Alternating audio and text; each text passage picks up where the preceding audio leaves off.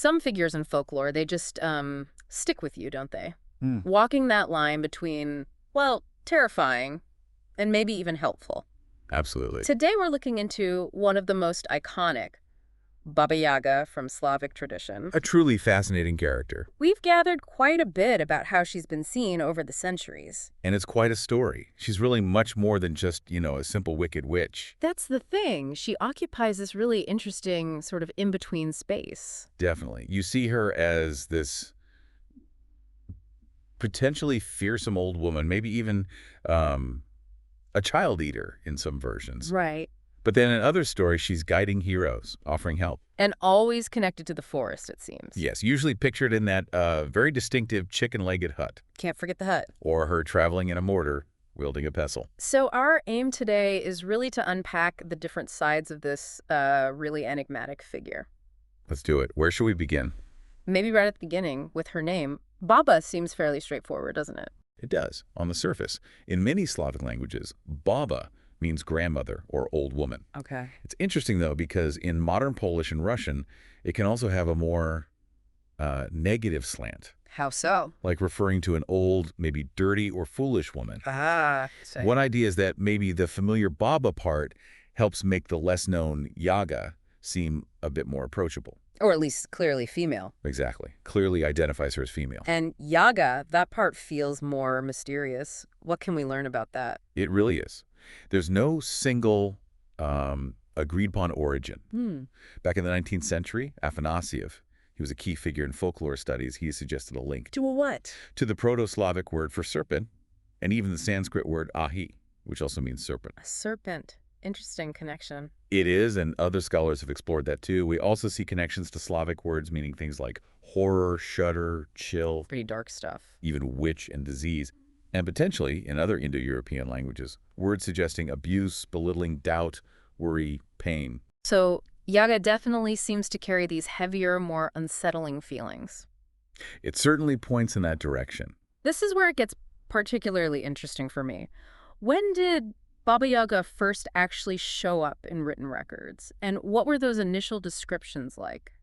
Well, Vladimir Prop, another important folklorist, he noted that if you try to piece together all the descriptions from different tales, you don't necessarily get one single coherent image. Right, that makes sense with folklore. The first really clear reference we have is in Mikhail Lomonosov's Russian Grammar. That was from 1755. 1755, okay. And what's quite notable is that he lists her alongside other Slavic figures, but unlike them, he doesn't give her a Roman mythological equivalent. Oh, so she was seen as uniquely Slavic even then. It suggests she was considered quite unique, yes. So even early on, she stood out. What were the key characteristics people associated with her back then? Even in those early mentions, we see those really iconic traits. The hut. The hut on chicken legs, the one that can turn around, and her ways of getting about the mortar and pestle, Right, flying in a mortar. often with a broom, which she uses either for riding or sometimes for sweeping away her tracks. Clever. And Andrei Toporkov has suggested that maybe the pestle was the original tool, perhaps because of its ritualistic use as a weapon sometimes. Interesting thought. We also find those really memorable epithets like Baba Yaga bony leg Kostyanaya Noga, yes. and Baba Yaga with iron teeth. Adds to the fear factor. Definitely. And inside her hut, she's often shown stretched out right across the stove. Taking up the whole space. Pretty much. The idea of her sensing a Russian scent always struck me as a bit odd. What's the significance there? Her ability to sense the Rusky duck, the Russian scent, it's a recurring motif. Why? It's her way of instantly knowing someone who doesn't belong in her world has arrived. An outsider. An intruder detector, almost. You could say that. And yes, some storytellers really emphasize certain grotesque physical details. Like? Her nose might reach the ceiling, or there's a focus on her breasts, buttocks, or even her vulva in some tellings. Wow, okay, so definitely adding to the disturbing image. No doubt about it. But we know she's not just a simple villain. We hear about different Baba Yagas in different stories, right? Absolutely. While she's often in a remote forest, sometimes she's said to live in the faraway, or thrice-ninth Sardom. Highlighting her otherworldliness. Exactly. And in some tales, like Afanasiev's The Maiden Tsar, which is quite famous, we meet not just one, but three Baba Yaga's sisters. All with the same name. All with the same name, yes. The three sisters. Ivan's encounter with them is pretty memorable. Can you remind us of the key bits? Sure. So Ivan is searching for the thrice 10th kingdom, and he stumbles upon the hut of the first Baba Yaga. And she helps him. Not directly. She doesn't know the way, but she sends him on to her second sister. Okay. Second sister also doesn't know. But she tells Ivan that if the third sister gets angry and tries to eat him, Which seems likely. he should ask her for 3 horns and blow them, each louder than the last. A specific instruction. It's very specific. So he finds the third and youngest Baba Yaga. She also doesn't know the way, and yes, she tries to eat him. Of course. But Ivan uses the horns.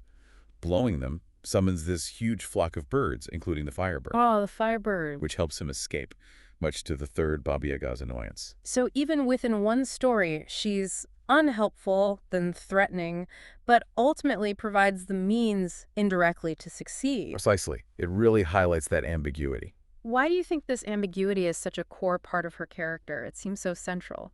That's a great question. Andreas Johns, who's written a lot about her, he really emphasizes this striking ambiguity. He calls her one of the most memorable and distinctive figures in Eastern European folklore. I'd agree with that. This ability to be both, menacing and potentially helpful. Maybe it speaks to how these early cultures viewed the world, How so? like forces of nature, for instance. They can be destructive, but also life-giving. It's complex. So she embodies that complexity. That's one way to look at it. Researchers have interpreted her in so many ways, as representing nature, the cloud, the moon, death, winter. Wow. Even as an earth goddess, or a snake, bird, pelican, or social roles, like a totemic matriarchal ancestress, A kind of ancestor figure. possibly, Yeah. or a figure involved in initiation rites for young people, a symbolic phallic mother, or just a powerful archetype. That's a huge range of interpretations. It really is. Mm, This uh, variety suggests a figure that resonated very deeply on many different levels. It's not just in folktales either, is it? She pops up in other kinds of popular art too. What about those Libki prints? Ah, yes, the Lubki, those popular Russian woodblock prints from the late 17th, early 18th She centuries. features in those. Oh, yes, quite a bit. Yeah. In some, she's shown riding a pig Riding a pig. into battle against a figure described as a crocodile. Okay, that sounds unusual. It is. And Yeah. Dmitry Ravinsky interpreted this as political satire. Political. How? He thought the crocodile represented Peter the Great, who faced opposition from traditionalists, the old believers. And Baba Yaga. She was depicted in finished dress, possibly symbolizing his wife, Catherine I, who was sometimes mocked as being a Finnish woman. So using this ancient figure for contemporary commentary. Exactly. It suggests figures from folklore can become really potent symbols for expressing current social or political tensions. That's quite an unexpected political angle. So she wasn't always just a creature of myth in those prints. It seems not. It really highlights her adaptability and the strength of her existing image, that it could be repurposed like that. Was that the only interpretation? No, there's another Lubach showing her dancing with a bald man playing bagpipes. Right. That's sometimes seen as a more humorous take on Peter and Catherine's home life. A bit less serious. But some scholars offer a different perspective, looking at these through more of a shamanistic lens. Shamanism. They suggest the crocodile might actually be some kind of monster that fights witches, and maybe the prints reflect an interest in shamanism around that time. Huh. Two very different ways of seeing the same image. But notice, as Johns points out, whether she's a literal witch being mocked or a symbolic witch representing someone disliked, like a foreign empress.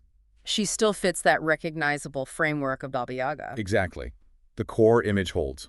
It's fascinating how this image lasts and adapts. Now, Baba Yaga isn't completely alone in the woods, so to speak. Are there similar figures in other cultures? Oh, definitely. There are closely related figures in other Slavic cultures and even beyond. Like who? Well, Dzieci Baba in West Slavic folklore and Jatsa in Polish folklore are very similar. They might even share a common origin, maybe from medieval times or earlier. And do they share her ambiguity? Generally, yes. That ambiguous nature is often there, but there can be differences in, say, how they look or the specific types of stories they appear in. And these connections spread out even further geographically. They seem to.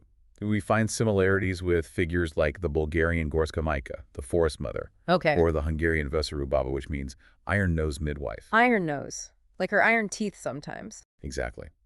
And various figures in Serbian and Slovenian traditions, names like Baba Charisma, Gvozden Zuba, Iron Tooth, Petra Baba. Even in Romania, Muma Paduri, another forest mother, shares traits. It's quite widespread. And interestingly, people have noted connections with Germanic figures too, like the Alpine Perchta and Holda, or Holla. Frau Holla, from Grimm's Tales. That's the one. And even the Swiss Klungri. That's a significant range. What about the most unique visual of the book? The chicken-legged hut. Any theories on where that specific image comes from? That's a really good question. Some scholars suggest maybe a Finno-Ugric and Siberian influence. How so? Well, the idea of building storehouses in the forest on stilts, often using tree stumps with the roots still attached, that was a common practice for these cultures. Well, I built them like that. It raised them off the ground, protecting supplies like grain or furs from animals and dampness. The visual similarity to a hut on legs is certainly striking. I can picture that. A practical origin for a fantastical image. Possibly. But there are also key differences, of course. Between the storehouses and Baba Yaga's hut. Yes. While they share the stilted look in the forest setting, Baba Yaga's hut is usually described as being quite cramped inside. Right, she barely fits. And, crucially, it actively moves. It turns around. And it contains a stove. Those storehouses were just for storage. They didn't move or have stoves. Good point.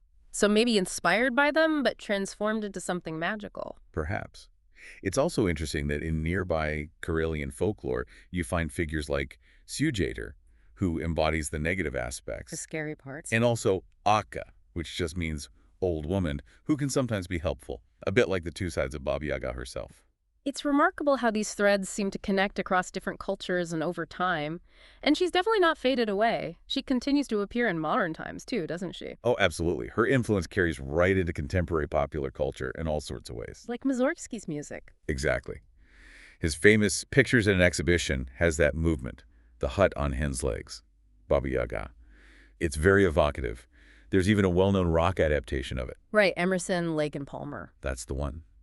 And there's a documentary exploring her myths called The Vanquishing of the Witch Baba Yaga. And in books. She's been reimagined in recent novels like Thistlefoot by Jenna Rose Nethercott and The House with Chicken Legs by Sophie Anderson, sometimes taking on more sympathetic or at least complex roles. A modern makeover. In a way. Mm-hmm. And interestingly, the Babadook monster from that horror film, the name was apparently inspired by the Serbo-Croatian term for Baba Yaga. No way, I didn't know that. Small world. She's also, of course, a frequent character in Russian fairy tale films, fantasy movies. A staple character there. A playable character in the online game Smite, and she even turned up in a Doctor Who audio spinoff. So from ancient folklore right through to modern video games and audio dramas, she really has enduring appeal. She certainly does. It all comes back to that initial point, doesn't it, about her being such a multifaceted, complex figure. Exactly. Baba Yaga really remains this powerful example of folklore's enduring strength, a figure who embodies both profound fear and sometimes the potential for crucial aid. It leaves you contemplating her true nature. It really makes you think, doesn't it? Why this ancient character, with all her contradictions, continues to fascinate us so much and find new life in our modern stories. Consider that, how this figure, blending menace with the possibility of help, keeps resonating in our collective imagination today.